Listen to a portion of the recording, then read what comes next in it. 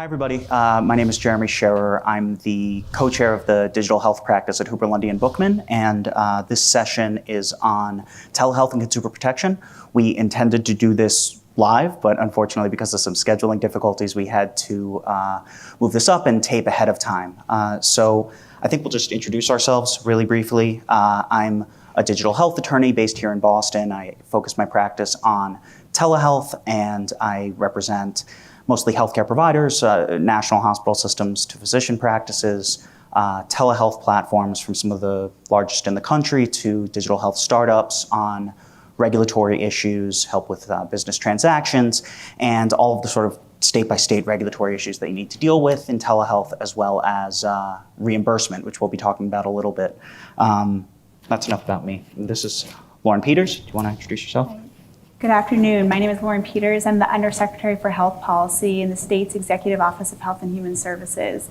In my role there, I oversee many of the policies and programs related to our state's Medicaid program, the Department of Public Health, and the Department of Mental Health. Through this work, I'm looking constantly at policies to address healthcare costs and improving access. One of the many issues that continues to come up is the use of telemedicine and how we can leverage the use of telemedicine to increase access and ultimately address costs to the system. So happy to be here. So I think we'll start just by kind of level setting and talking about sort of the state of affairs in telehealth right now, and we're continuing to see tremendous investment in this space. I saw yesterday that by 2025, the global telehealth market is expected to be worth something like $130 billion, which isn't really a number that I can even really process, but it seems very large. We're seeing the Medicare program finally get on board. We're seeing expansion of services that are covered in Medicare fee-for-service. There's also expansion in Medicare Advantage. We're seeing state Medicaid programs, including Mass Health, start to expand the benefits that they're covering via telehealth. And state by state, state legislatures are starting to relax certain standards and support initiatives like the Interstate Medical Licensure Compact to help clinicians obtain an expedited path to licensure in multiple states to allow folks to practice nationwide. I think that with all of that going on, this is a really interesting time for us to be discussing this here in Massachusetts. As a lot of folks know, despite being really a leader in national health policy, Massachusetts has lagged a bit behind in the telehealth space. Last January, I believe it was, Mass Health announced that it would cover substance use disorder treatment provided via telehealth, provided that there had been a prior in-person interaction, and we'll talk about that in a minute. But really, right now, we're sort of moving toward, from what I understand from you, Lauren, toward legislation on telehealth here in Massachusetts. And I guess the first question I have is, in those meetings and when you're talking about what this is going to look like in Massachusetts, what are the biggest opportunities that you see from an access perspective that telehealth offers to you and to folks in Massachusetts more broadly?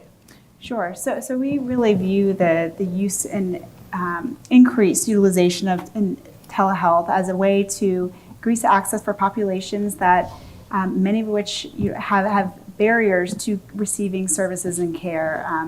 We're talking about transportation services, making appointments, medication adherence. For folks living in rural areas, I think that this is another opportunity.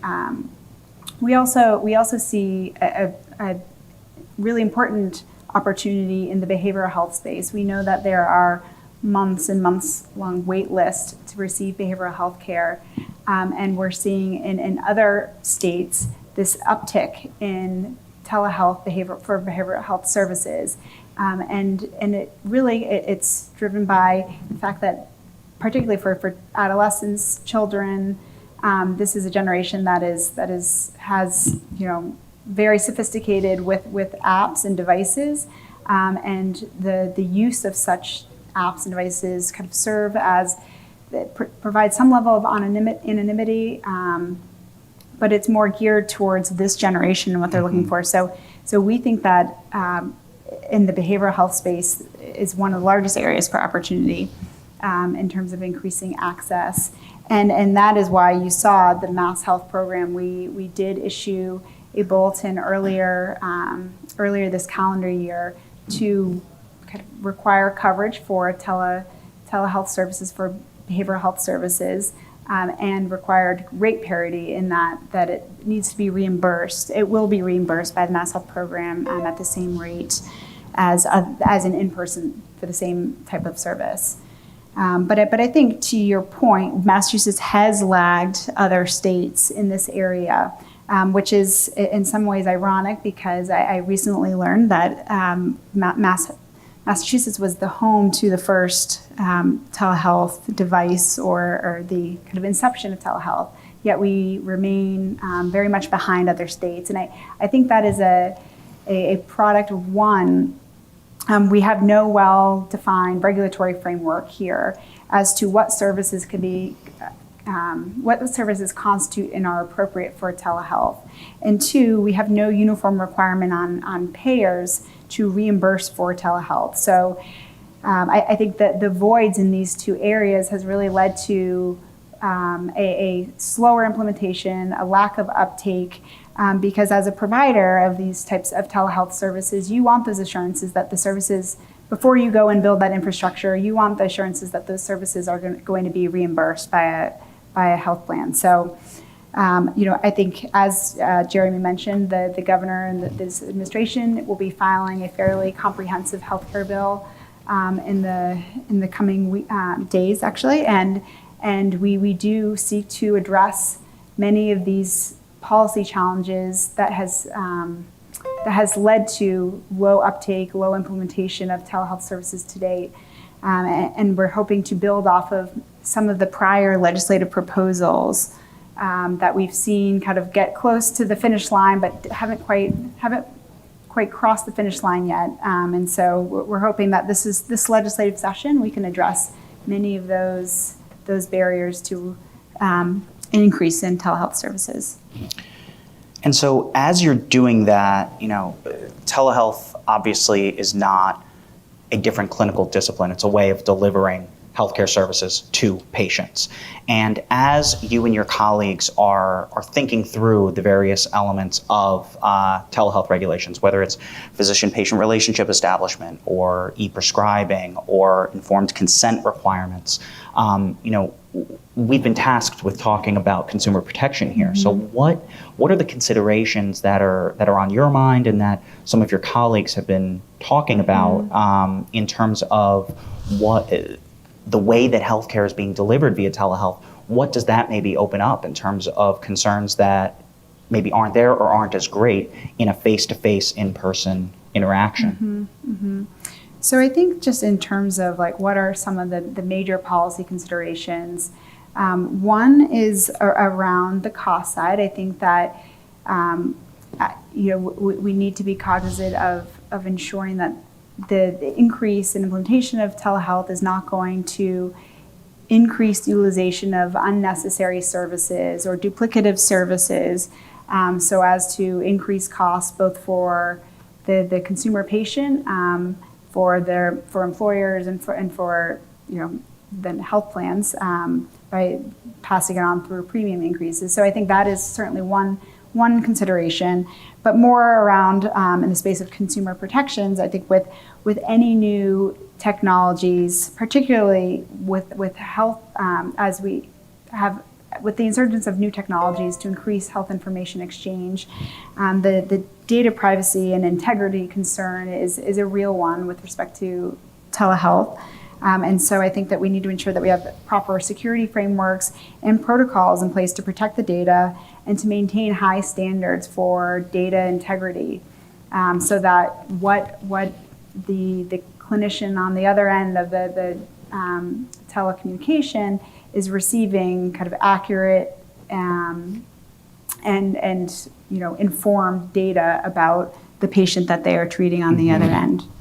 And then another, I think, core tenet of any telehealth policy proposal is around ensuring that the same standard of care applies through the delivery of telehealth services, as does apply on the in-person side. So in other words, we need to ensure that the standard of care is applicable in the same way it applies on the in-person side, so that we're not lowering or setting a lower standard for the delivery of telehealth services.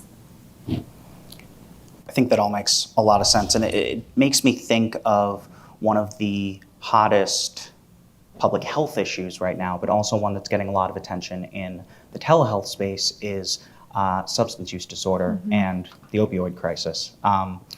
It's an interesting area legally, as you know, because folks need to ensure that they're complying with both federal and state law. And federal law currently under the Ryan-Haidt Act, which came into being in 2008, currently prohibits prescribing controlled substances via telehealth unless the clinician is engaged in a prior in-person examination with the patient, or if one of a number of pretty narrow exceptions is satisfied, which A, haven't really kept up with the way that medicine is provided via telehealth, and B, don't really help folks who are outside of traditional healthcare facilities like hospitals.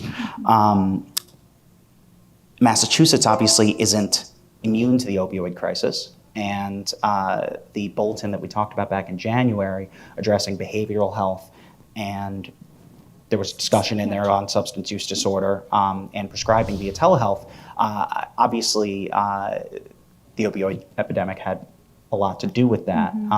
It's a particularly interesting time right now because we're actually expecting a special telehealth registration at the federal level to come down, which would enable clinicians to get special training so that they can prescribe controlled substances via telehealth without that prior in-person examination. And so I guess what I'm wondering is, again, going back to that consumer protection perspective, obviously there's a lot of good that can be done here, but what are the main concerns that that you think are on regulators' minds when approaching this area?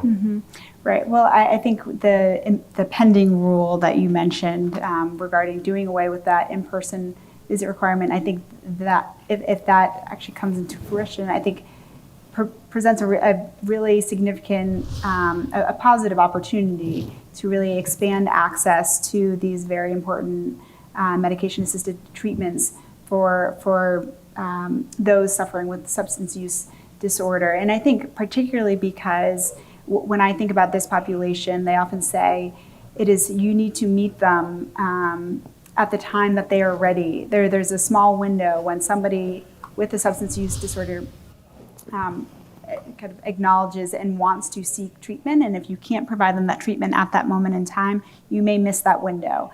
And so I think that that is one of the reasons I think that the potential federal rule could address this, is that you could provide kind of that on-demand service for that individual. Now, I think, as you mentioned, there are challenges in the space with if you completely do away with that in-person requirement. So, how is the doctor thinking about questions like, how is the doctor going to get a toxicology screening, or urine toxicology screening, or to really understand, are there other opiates in this person's system that may have an adverse interaction with some of the medication-assisted treatment that they are prescribing. And so I think those are certainly questions that need to be addressed if we are going to do away with that in-person requirement, but I don't think that they are insurmountable. Also thinking about kind of the importance of because consumer protections in the space, and going back to my original comment about why the standard of care is so important, is that with medication-assisted treatment, they are most effective with other interventions, so with other therapies, counseling services, and so I think this goes back to it comes down to the standard of care and what the treating clinician deems as an appropriate mode of delivering these services. And there may be instances where you need to have that in-person screening so that you can do that urine toxicology screening, or so that you can really truly know, what other opioids are in this individual system, so that you can best treat them, so that you do avoid an adverse interaction. But again, just to repeat myself, I think it comes down to the standard of care and the clinician's judgment. And would you say that the conclusion is the same? Something else that you and I had spoken about the other day was, we're here to talk telehealth, but sort of the use of synchronous audio video is pretty ubiquitous at this point. And that kind of the next frontier is artificial intelligence and figuring out, there's a ton of great work being done here in Boston, throughout New England, and across the country to leverage that technology in order to really help spur development in the healthcare space, but there are consumer protection issues at bottom. So do you think it just comes down to that same consideration, that it's a professional clinical judgment as to what constitutes an appropriate examination and what level of interaction is needed to prescribe medication? Yeah, I mean, I think that first and foremost, none of these technologies should ever be viewed as replacing the clinical judgment of the treating clinician. And I think that with some of these new evolving technologies, particularly in the AI space, the lines start to blur about who is actually providing and rendering the service, and what standards of care then apply.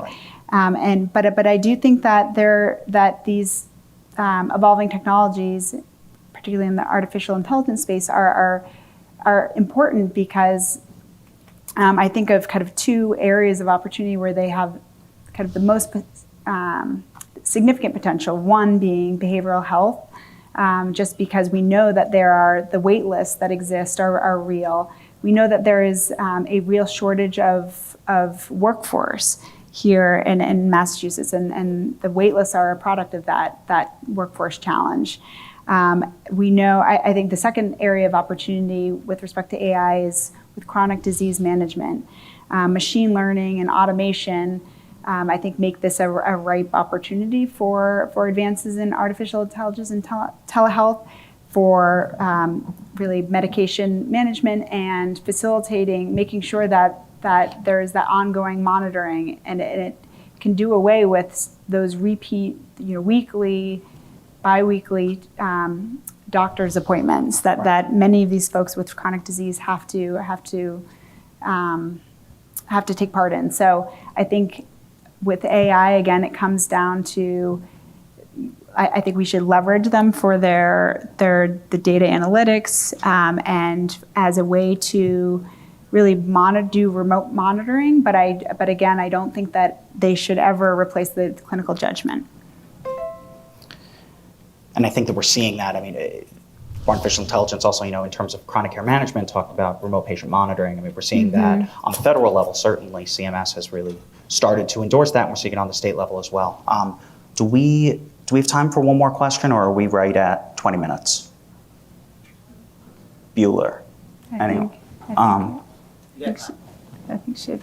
Yeah. Okay. So I guess the last one that I'll ask then is related to the Mass Health program, because we're here in Massachusetts, and from that bulletin in January forward and in speaking today, there's obviously a focus on behavioral health, maybe as the launching point into the telehealth space. And certainly assuming that this upcoming legislation is successful and that we establish a regulatory framework, you'd imagine that there will be an expansion of telehealth benefits that'll be covered by Mass Health.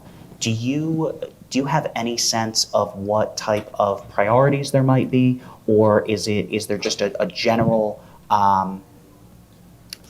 openness to utilizing this technology as appropriate? Sure. So just to go back to your one portion of the question, I think with this legislation, we're really looking and seeking to address the commercial market. But on the Mass Health side, I think, as you mentioned, we put out the coverage requirements for behavioral health services to be delivered through telehealth. And we are looking to kind of increase and expand the set of services reimbursed by Mass Health. And I think just in terms of how we think about it and how we prioritize, we're really looking at this from an access point, because there are costs to the Mass Health program that maybe will be netted out or offset down the road, right. As we hope to see, like lower ER, ED visits, readmissions rates. Right. But I think that we're looking at those services where we have identified access issues for our Mass Health members. And I think that there are several kind of program integrity controls too. I mean, anytime that we've learned from past history that anytime you kind of expand or see a kind of a provider type grow quickly at a rapid pace, I think there's more risk for kind of fraud and other issues. So I think we want to ensure program integrity controls. We need to do so in an incremental fashion. Yeah. And so again, starting with those services where we see access, and not just kind of opening the floodgates and kind of reimbursing for any telehealth service that comes our way. Sure, and that, I mean, there's a track record for that approach. Yes. I mean, that's how the Medicare program started, and I think most state Medicaid programs have started that way, to identify sort of early on what services they're covering. So I think that's it for us. I'm getting a timeout sign. So thanks for joining us. Our contact information should be available. We're happy to follow up afterwards. Thanks. The 2019 Converge to Accelerate conference is brought to you by IEEE, the world's largest technical professional organization for the advancement of technology. Boehringer Ingelheim, passionately working to improve healthcare. NASCO, advancing digital health together. IPSI US, the Association of Independent Workers, for one, for all. Partners in Digital Health, publishers of the forward-reaching blockchain in Healthcare Today and Telehealth and Medicine Today. Special consideration to iWorker Innovations, taking the independent workforce to new heights. Connected Health Conference, designing for healthy habits and better outcomes. Haven Health Solutions, providing true blockchain transactional interoperability. Special thanks to Seaport World Trade Center for hosting us. We'll be right back after these messages. Don't go away.